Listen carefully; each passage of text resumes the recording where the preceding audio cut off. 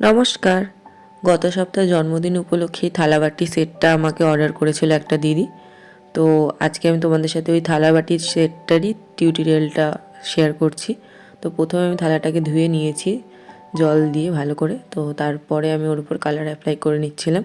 অনেকে হয়তো এখন জিজ্ঞাসা করবে যে আমি ফার্স্টে কেন সাদা কোটটা করে নিইনি। আসলে এই কালারটা যেটা করেছি এটা রেড না প্রপার, এটা একটা মেরুনিশ কালার, মানে ডার্ক যে রেড মেরুন কালারটা হয় ওই রেড মেরুন কালারটা ছিল।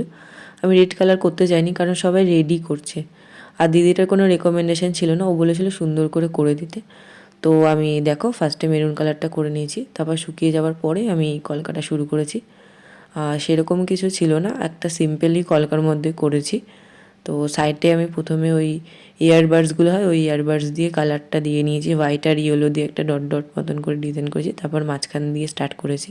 আর এখন দেখো আমি যে কলকাটা করছি ওটা আমি মানে কিছুটা গ্যাপ দিয়েছি, লাস্টের যে লাইনটা আছে ওই লাইনটা আর মাঝখানে যে লাইনটা তার মধ্যে আমি এখানে আম কলকা আর তারপরে তোমার ওই কলকা এগুলো দিয়েই করেছি, মানে সিম্পল যাকে বলে ইজি প্রসেসের কলকাগুলো করেছি। তো এই সেটটা ছিল আমার 3টে বাটি আর একটা গ্লাসের। তো আমি তোমাদের সাথে 3টে বাটির ভিডিওটা শেয়ার করতে পারবো না কারণ আমি তখন রেকর্ড করতে ভুলে গেছিলাম। আমার কাছে একটা বাটিরই ভিডিও রেকর্ড করা আছে, সেটাই আমি তোমাদের সাথে শেয়ার করছি। আর এই থালাটার দেখো আমি করছি কীরকমভাবে। আমার এটা প্রথম কাজ থালাবাটির সেটের। আমি এর আগে মাটির জিনিসের উপর কাজ করেছি কিন্তু কখনো আমি থালাবাটি সেট করিনি। তো ওই দিদিটা আমাকে করতে দিয়েছিল, বলেছিল যে তুই তোর মতন করে দিস, জাস্ট শুধু সুন্দর লাগলেই হবে। তো আমি ওরকমই চেষ্টা করেছি। এই সেটটার প্রত্যেকটা ডিজাইনই আলাদা আলাদা রকমভাবে করা হয়েছে, কিন্তু প্রত্যেকটার সাথে প্রত্যেকটার একটু সিমিলারিটি রাখার চেষ্টা করেছি। তোমরা জানিও তোমাদের কেমন লাগছে। আর এখন আমি যে কোনো অনুষ্ঠানের জন্য থালা, তারপরে বিয়ের খৈদানকুলো, এছাড়া গাছকৌটো এইসবের উপর কাজ করছি। আর অনেকেই হয়তো জানো যে আমি শাড়ি পাঞ্জাবির উপর ফেব্রিকের কাজ করে থাকি। তো তোমরা যদি কেউ অর্ডার করতে চাও অর্ডার করতে পারো, আমি এখনও অর্ডার নিচ্ছি। আর এছাড়াও আমি তত্ত্ব সাজানোর কাজও শুরু করেছি। তো আস্তে আস্তে সেই ভিডিওগুলো তোমাদের সাথে শেয়ার করব। তো তোমাদের কেমন লাগছে সেটা তোমরা অবশ্যই কমেন্ট করে জানিও, আর এরমভাবেই পাশে থেকো।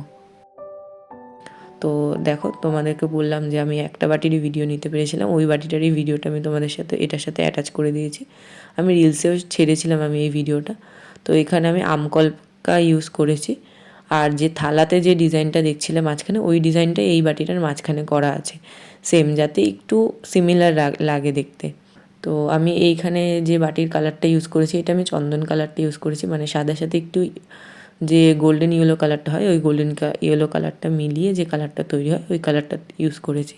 আর থালাতেও তোমরা দেখতে পেয়েছো আমি ইয়েলো কালার দিয়ে এর মধ্যে শেড দিয়েছি, যাতে দেখতে ব্যাপারটা একই রকম কালারের মধ্যে না থেকে যায়। তো আমি ওই জন্যই 3টে কালার ইউজ করেছি, আর কিছুটা অরেঞ্জ কালারও ইউজ করেছি কয়েকটা জায়গাতে। তো এবারে কমপ্লিট কাজটা দেখে নাও, ভালো লাগলে লাইক কমেন্ট শেয়ার করতে ভুলো না যেন।